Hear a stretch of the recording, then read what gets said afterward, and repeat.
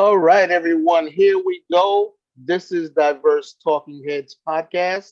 I'm your host, Calvin Gibbs, and tonight we have a very suitable topic to talk about because the midterm elections will take place in 13 days. Next Tuesday is election day, and we're going to talk about the midterm elections a little bit right here.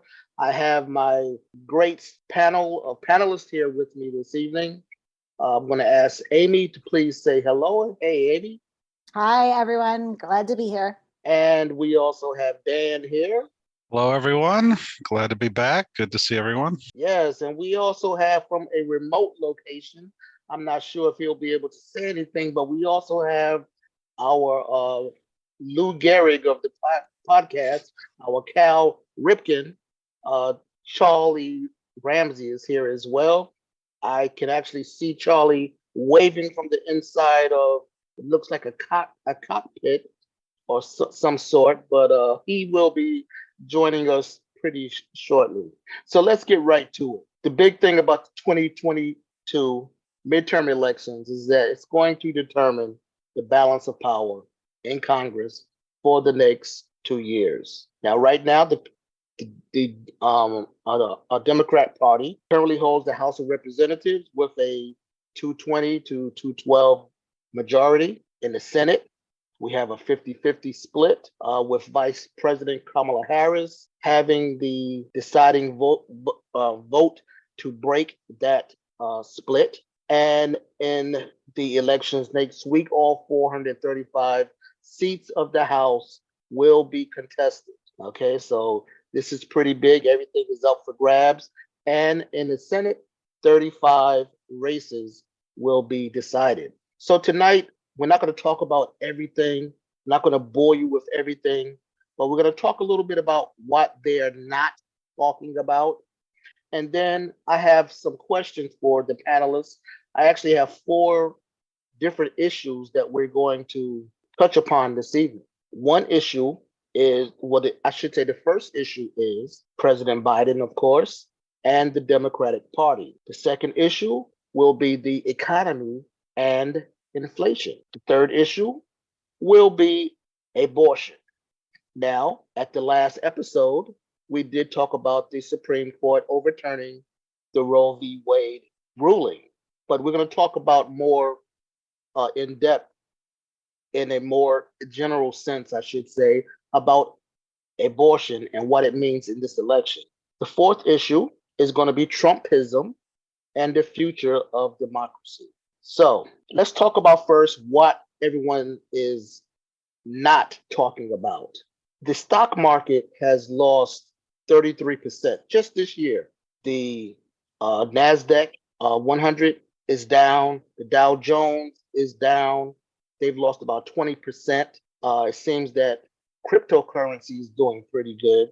But why are they not talking about this steep drop in the stock market and what caused that? Another thing that has suddenly been moved from the radar of the public is the influx of immigrants coming into the country. Before we got into the last few weeks, or before the hurricanes, I should say, hit Florida and messed up the West Indian Islands, it was a big deal with immigrants being bussed into Chicago and immigrants being bussed into New York from Texas. Has anybody heard anything about that in the last 2 weeks? I haven't. And the dangers of critical race theory. Now, it seems like everybody's focusing on the other 4 issues, but I'm going to ask the panelists.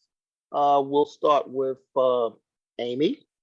Amy, why do you think they're not talking much about the stock market in these debates that's going on across the country?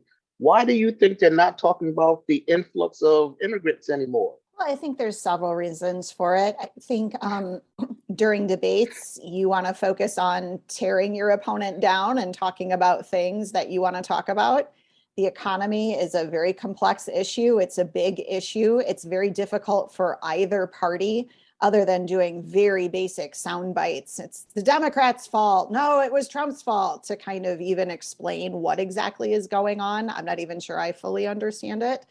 I think rather than talking about the complex issues such as immigration or the economy or how the stock market isn't really reflective of the economy, even though right now inflation is high and so the stock market is down, they're just trying to focus on the talking points that they in particular want to get across, which is either something you can easily blame the quote unquote other side for, or that your side can pretty easily take credit for without being challenged. It is kind of disappointing in a way when the debates just devolve so quickly, but I think that's the reason that we're not talking about some of these very important issues that we're facing. I would agree. And Dan, when we talk about the dangers of critical race theory, haven't heard anything about that in the last 2 or 3 weeks before we got to this point. Has that issue just gone away? Well, I think it hasn't gone away. It's just like all these issues that we're talking about here, those who are running no longer believe that that will give them the edge. Mm. And that's really, they shift as they think certain issues will give them the edge. It probably shows you that they probably didn't care about it as much as they were saying. But at the time, it looked like it rallied their own troops, because one of the differences we have now with our polarized politics is that you speak to your own constituency more than trying to find those in the middle who may go one way or the other, because there aren't a lot left there. And we tend to talk to our own side and not and against the other side. I happen to think the critical race theory was a means of rallying their own troops. The same thing with the other issues that you've already mentioned. And I think the bottom line is the politics of the moment, with the short attention span of our electorate that seems to be out there nowadays, doesn't allow to keep more than a couple issues at the forefront. And Matt, when they believe that it will give them that little bit of leverage, I think they would bring it back. Very well said. Matt, Well said. yeah, yes, indeed. I wish I was moderating some of those debates, because I doggone would bring it and put it right in their laps, you know. And just briefly, we talked about the problem with the immigrants coming into America from Texas illegally, being bused to Chicago, to New York, from Florida, from Texas, from wherever they came from. It seemed that now I understand the governor of Florida has to deal with his own crises right now, and they're looking for the government to help them. And this is the same government that he was complaining about, that he was trying to stick it to. And now that I need you, we're going to stop the busing, and can you please help us? Without saying, can you please help us? I think Biden has been very generous to not say, nah, nah, nah, nah, nah, you need me, that type of thing. But I want to switch a little bit, and thank you both for those answers. I want to switch now to some of the so-called important races going. We know in Pennsylvania, there's John Fetterman, who just debated with Dr. Oz yesterday, Fetterman being the Democrat and Dr. Oz being the Republican. And I only heard some sound bites from that debate. Hard to say who really won from my point of view. Some of the talking heads say that Fetterman did a better job. And then you have in Georgia, of course, the big one, Herschel Walker and Raphael Warnock. And I just heard this evening on the news where another woman has come forth and said that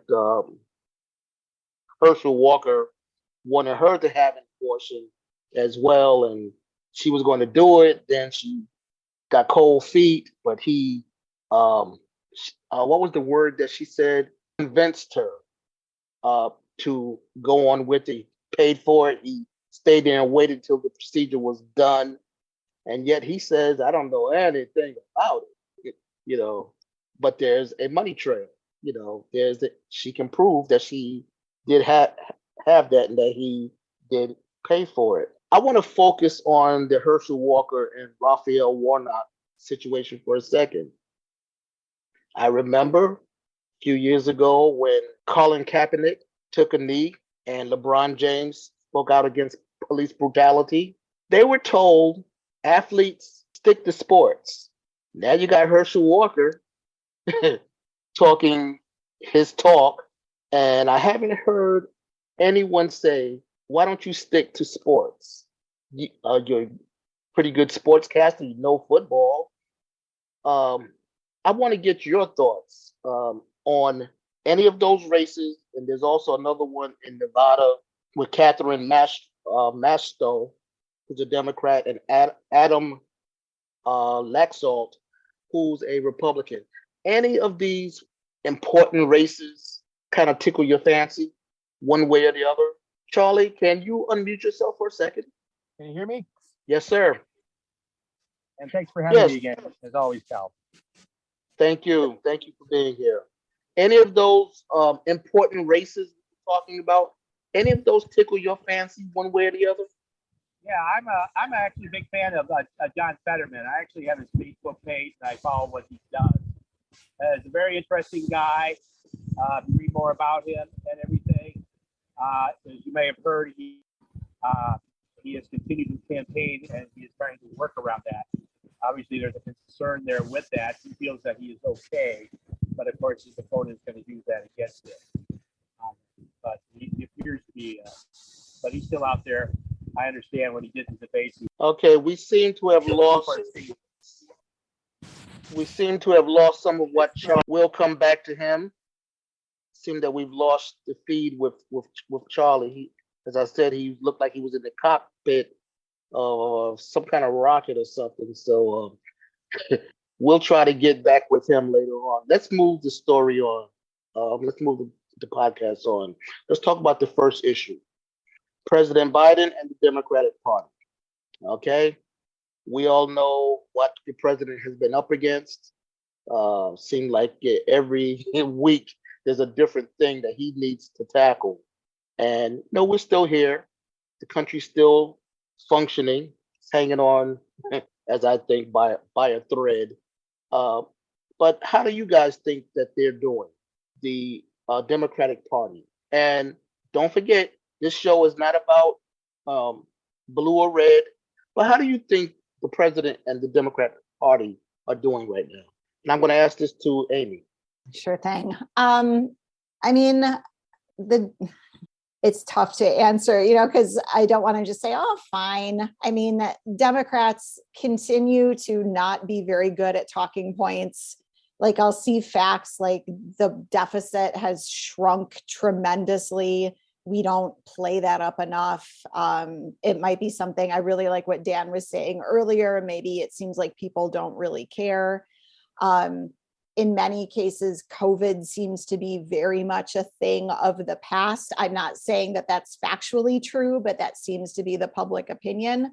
I feel like you could play that up more. Like, look at all of the vaccines that we've gotten and just the percentage of people across all the ages that have been vaccinated. I think the Democrats have done a very good job, continue to not be very good at telling a cohesive story.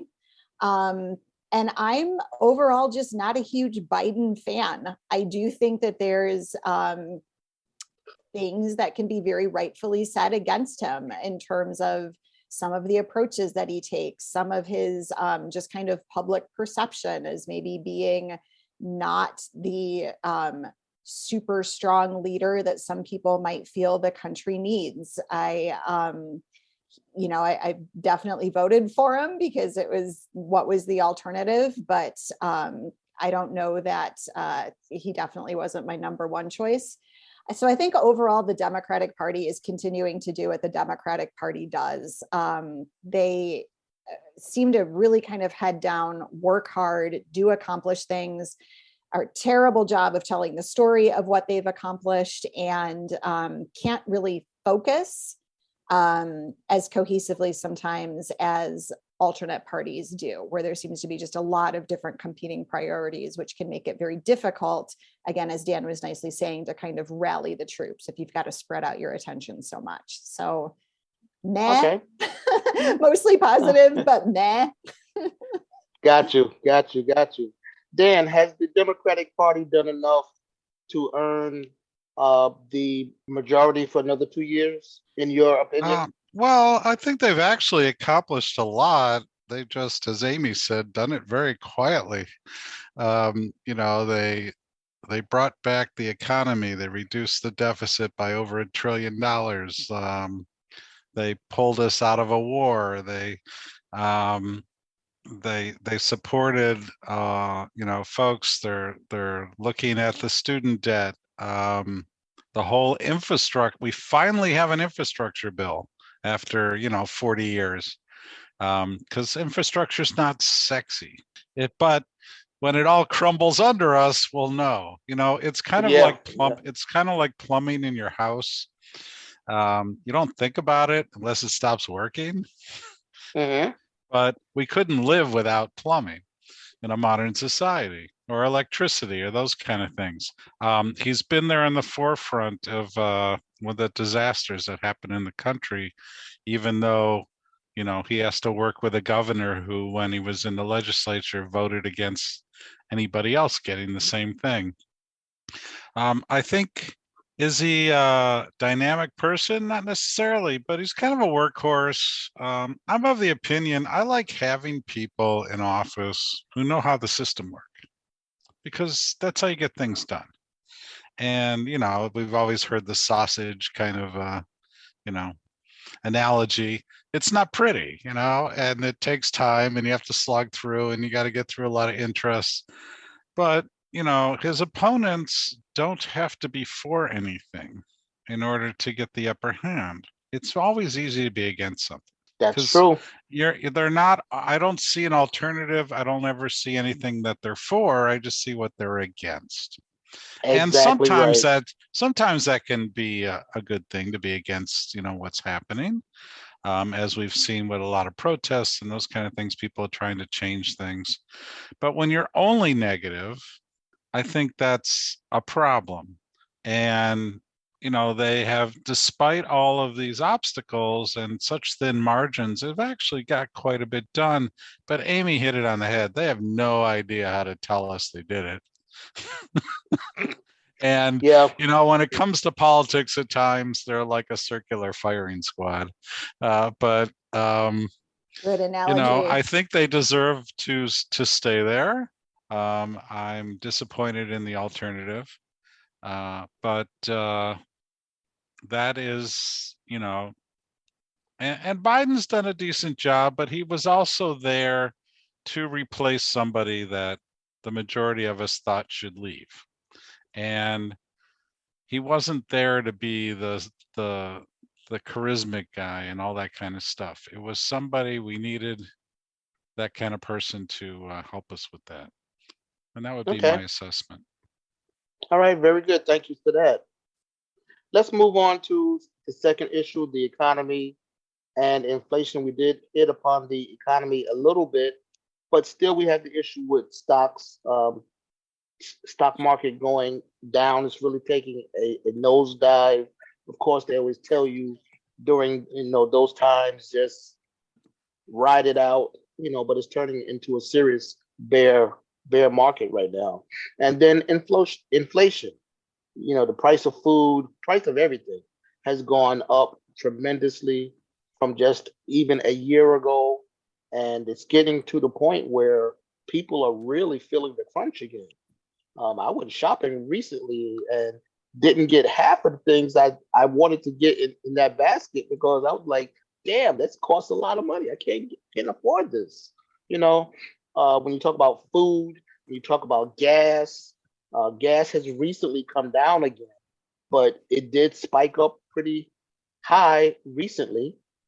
And I think the president put tapped into some of the reserve oil that the country has, and we was able to see the prices come down some. So my question to you is, as far as important issues to voters, how high on the spectrum do you think the economy and inflation is? And either Amy or Dan can take that one. I think it's going to be very important to the average voter because Calvin, I think you hit the nail on the head. Like we all feel it, like as intellectually as you might have somebody try to explain to you, blah, blah, blah. If you can't buy the food that you want to buy, or if you feel like we've really got to tighten down until the next paycheck, and that means I can't get McDonald's for my kids, or we can't, do this or do that. It's a very important issue. I don't know what it's going to make people do, if they're going to say, let's write it out, or if they're going to say we need a change. But in terms of it, I mean, you feel it every day. It's kind of all around you. So I think it's very, very important. Okay, thank you for that, Amy. And I think the mothership has landed. It has. And Charlie is back on solid ground here. Thank goodness. Yes, it sounds good, Charlie. Hey, want to get you in on the conversation a little bit. As far as the economy and inflation being important issues, where do you put that, in the top, middle, or bottom of issues that America's voters are thinking about? Well, it's probably I'm going to say number 2, and often it is number 1. And I kind of alluded to on our last podcast on this as well. I think the abortion question is number 1 this time, and the economy is number 2. And it has come that way because obviously, and we've talked about this earlier. I know you're going to talk about later the events that have unfolded in the last few months on that. And when you watch ads on television for both parties, well, particularly for the Democratic Party, that's the abortion. It's going to come up. And yeah, maybe the economy a little bit, time permits or whatever, a secondary commercial or something like that. But that is the big one right now, I think. Okay, thank you for that. Mm-hmm. And yes, issue 3 that we're going to talk about tonight is abortion. I've listened to a lot of debates. I've listened to a lot of the politicians and the talking heads, and everybody wants to make this about abortion rights. This midterm elections, although that is an important issue on the table, there's a lot more going on than just abortion, and that's my point of view. However, what do you guys think about that? I'm going to ask Dan this question. What do you think the midterm elections look like in the face of the Supreme Court's overruling Roe versus Wade? If you would have asked me last summer, I would have said it was the number 1 issue, and it was. I don't think it is anymore. I think it's the economy. And I think where the difficulty is the perception of the public of which party is better at the economy. And the perception seems to be that the Republicans are better at it.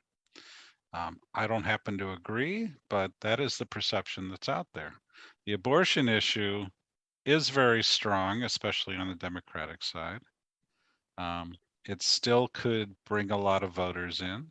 It could especially bring a lot of women in. I think those are really competing for the 1 and 2, but the abortion issue is a very visceral issue. It's the first time the Supreme Court has taken a right away. And it changed the entire trajectory of how the country is working. It split it out. Their decision was to split it out to the states. So depending on where you happen to be born or where you happen to be live, you either have the Or, right or you don't. or yeah, who's running your state? Yes. Yeah, Yeah, of course. and Yeah. I mean, we in Illinois have decided that it's important to keep that right. But we are surrounded by states that every one of them has restrictions. so if you want to live and survive and exist in an area in a state that sees things the way you do, you may have to pack up your things and move locations or find a way to deal with it. Now, one thing I've learned about politics, especially in these later years, is that once um, a certain side wins what they want, and they're either in control or they're in power, they do a little, yeah, we got you. Now we in charge. Now what? What are you going to do? Type thing. There's nothing you can do except move or deal with what we're going to deal with. I don't believe that that's the right thing that the Supreme Court did, handing it over to the states like that. I believe that's just going to cause more civil unrest between states, with people in the different states.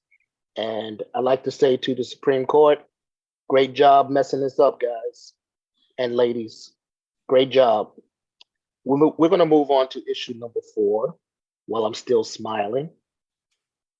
And issue number 4 is Trumpism and the future of democracy. Even though former President Donald Trump is not on the ballot this November, his presence, of course, still looms over the vote and the nominated candidates in certain races. Why? How is this happening? How can a former president have this much power? Amy. He knows how to, trying to think of the right word to use because I don't want to use a positive one, rally people in a way that many political candidates don't, because he's never been a political candidate, but he has spent his whole life trying to get people to think he's powerful, think he's amazing. Like, he has spent his whole life trying to manipulate people to get what he wants. That is still what he's doing. He's just doing it in a slightly different way. He's using politics as opposed to purely building things or being a TV host, et cetera, et cetera. It's where he is strong, and he's continuing to do it. Honestly, something that scares me most is if he gets a Twitter platform back. That terrifies me. I think he's somewhat curbed right now, being slightly more limited on social media. But if he's able to blow up in the way that he was leading up to the 2016 election, that absolutely terrifies me. One word that I've heard this year as far as the elections is the word extreme. Almost every candidate has used extreme as part of their platform. I believe that the former president is also extreme in his election conspiracies.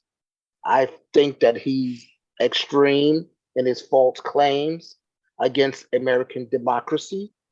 I think he's extreme as far as his ability to be truthful, to be truthful and forthcoming with us, the American people. So I'm going to ask Dan. He hasn't really said that he's going to run in 2024. But do you think that his control, his power, his ability to be extreme to these candidates, is going to last from 2022 into 2024? I'm talking about the former president right now. Yes, I think he's going to be the nominee. It's his party now. The bottom line is it's his party. He owns it. The people who follow, there is no bottom anymore. I mean, Herschel Walker is a prime example. There's no bottom. It doesn't matter what you do, how bad you get, how many women's lives you've messed up, how much you lie, how much you're totally unqualified to be in this position. We're talking about the US Senate this man is running for. There is no bottom. He has solid support and may still win, even though he has done many of the things that would have disqualified anybody 10 years ago. And that shows you what Trumpism is. There is no longer a bottom because the only thing that matters is power. The other senators are supporting Herschel Walker not because they like him, not because they think he's qualified, not because they agree with what he's done with his life. It's because if they get that 51st vote, they own the Senate. It is only about power. And if you don't agree with what the guy at the top is saying, you are no longer in the party. Look at Liz Cheney, look at the others who've been pushed, the Illinois congressman, I'm forgetting his name right now. Kissinger. Adam Right. Kinzinger. Yes, that's it. They've been pushed out. I think America needs a loyal opposition. I really do. I think it's healthy to have two healthy parties. I do not believe that we now have two healthy parties. Okay. Charlie, and what does all of that say about the future of democracy? Any thoughts on that? Not very good. Once upon a time, as a young man, I would consider myself a moderate Republican. I actually voted for Gerald Ford. I voted for Reagan the second time around. I voted for independence. I voted for John Anderson. Remember him? Ross Perot I voted for once. But since the mid-90s, I've always voted for the Democrat for president, starting with Clinton second time around. I don't believe that the moderate part of the Republican Party exists anymore. I think it ended a while ago, and it really ended once Trump got in office. That moderate wing, we talk about Kingslinger and others on it, that group no longer exists. They went away, maybe they became Democrat, whatever happened. So the only moderates, I think, are Democrats now. And that's what we've come to. And and it's very extreme. And Trump seems to have a spell on people, literally, like he had a magic wand or something like that. And people buy that.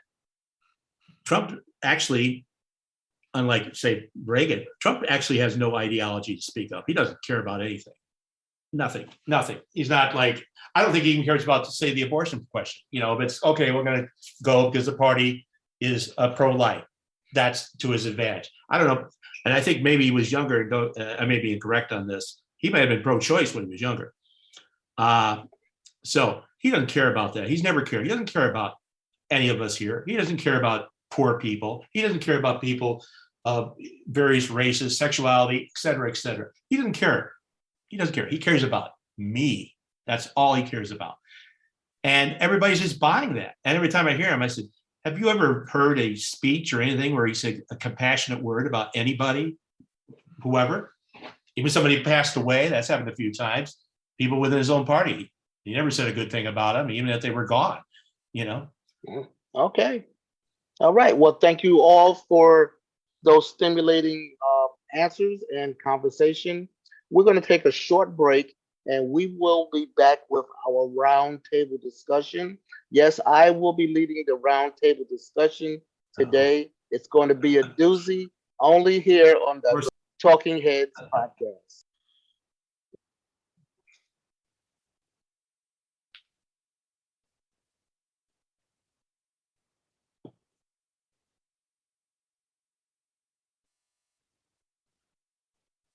And we are back. This is Diverse Talking Heads podcast.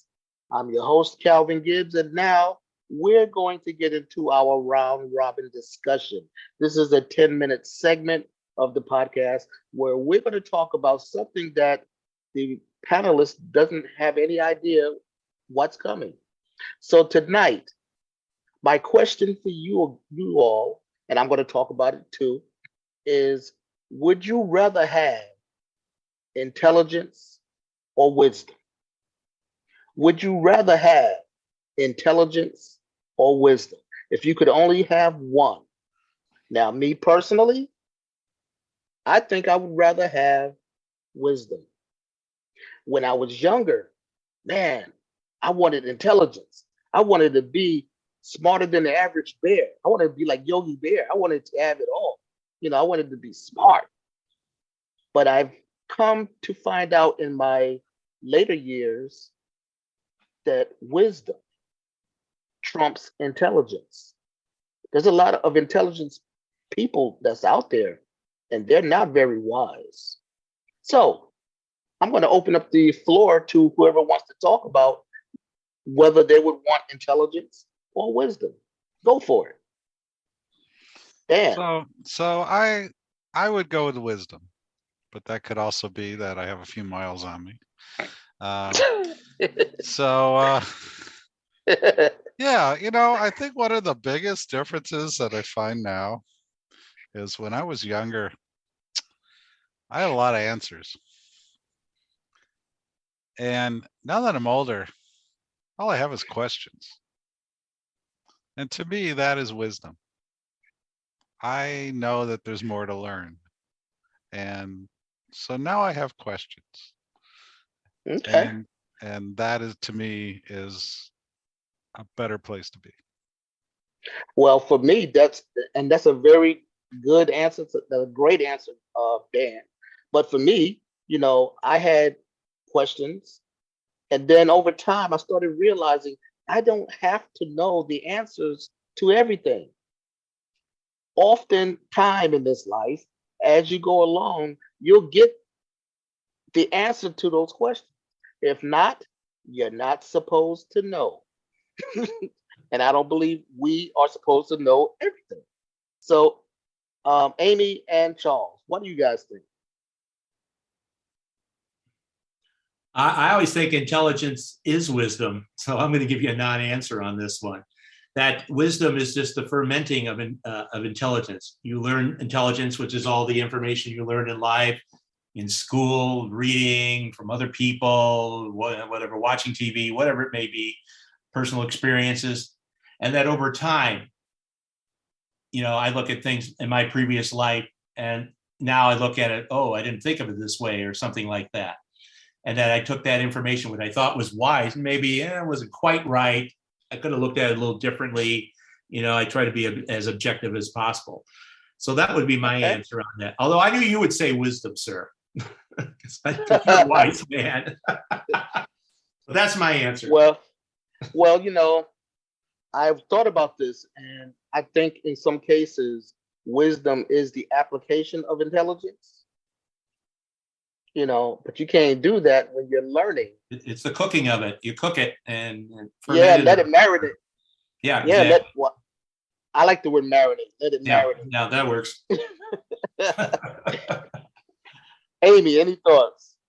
Yes, and that would actually kind of segued, Charlie, thank you, pretty well into what I wanted to say. I feel like I'm giving a cheater answer. If I had to pick one, I would pick intelligence, because I feel like it can turn into wisdom. It doesn't always, because I completely agree. There's plenty of intelligent people who are not very wise. You said that perfectly. You do not automatically become wise just because you are intelligent. But you can also gain wisdom by having a very tough life. And I'm hoping that by picking intelligence, I can protect myself somewhat from having to go an incredibly difficult route just to gain wisdom. So I feel like I'm trying to stack the deck a little bit by picking that, hoping I will get the other as an offshoot, as opposed to gaining wisdom always the very, very difficult way. Not that you can completely shield yourself from it, but that's why I chose the way I did. Okay, well, those are some very interesting thoughts on intelligence and wisdom. Now, I'm going to, on that same note, in that same vein, I'm going to ask, don't give any names, of course, but do you know anyone that could use, how can I phrase this correctly? I was going to say can use more intelligence or wisdom. Well, let me put it to you like this. Do you know anybody that is, let's say, older, where they should be wise, but they're lacking intelligence? Someone that should be wise, but they're lacking intelligence. Amy's shaking her head yes. Dan, you know anyone like that? Like they haven't learned the lessons? Dan is not Al, saying. I already talked about him earlier. Dan's frozen. No names. Dan's trying to act like he's frozen there. I see you smiling. I see the smile curling up in the corner of your mouth there. There you go. All right, cool. Well, that's about all, y'all, for this segment of Diverse Talking Heads podcast. I want to thank our panelists, Amy, Dan, and Charlie. I'm your host, Calvin Gibbs. And it's always important that we take 2 steps to the rear and get on out of here until the next episode of Diverse Talking Heads podcast. Exit stage left.